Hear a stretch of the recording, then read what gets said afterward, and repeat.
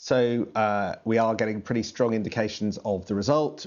We believe that the MPs voted by 291 to 78 in favour of Boris Johnson's plan. Now, it looks as if, first of all, it's important to say, Boris Johnson's tiering system has become law. Restrictions will be eased in accordance with the tiers tomorrow when those changes come in. They are now that is now a certainty.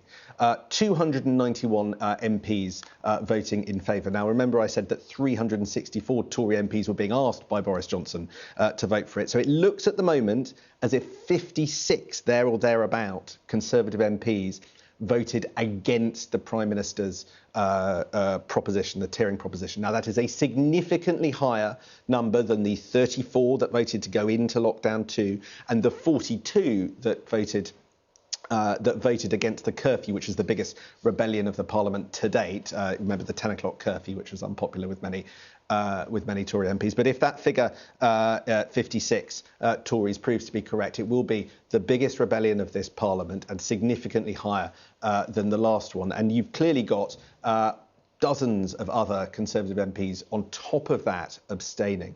Over on the Labour side, there is a rebellion. It's largely from the left of the party voting for a zero-COVID approach, as they would put it. It looks as if there are 16 Labour MPs who oppose the tiering system. So a very significant defeat, a very significant rebellion for Boris Johnson tonight. But because of the decision by the opposition parties to abstain, it nevertheless goes through and it just intensifies the unhappiness, I suspect, on the Conservative benches.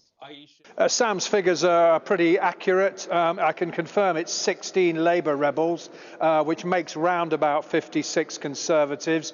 We know that the likes of Sammy Wilson and probably a handful of the DUP will have voted against. So 219 to 78. Now, some drama from inside the chamber, because I'm told by MPs who've just voted that the Prime Minister was standing at the door of the I lobby begging Tory MPs to vote with the government. Well, obviously a number of them did, but clearly many of those pleas fell on deaf ears. This, of course, followed a Zoom call to Tory MPs at 6 o'clock in another 11th hour plea to get Tory MPs to vote for the measure.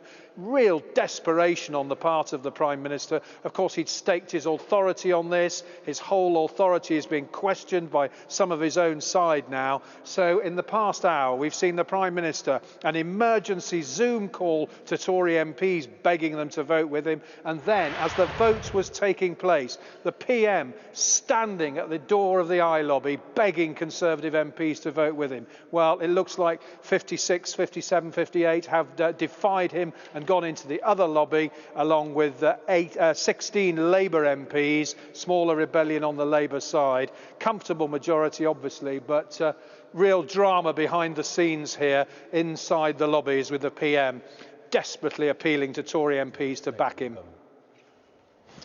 Jon, thank you.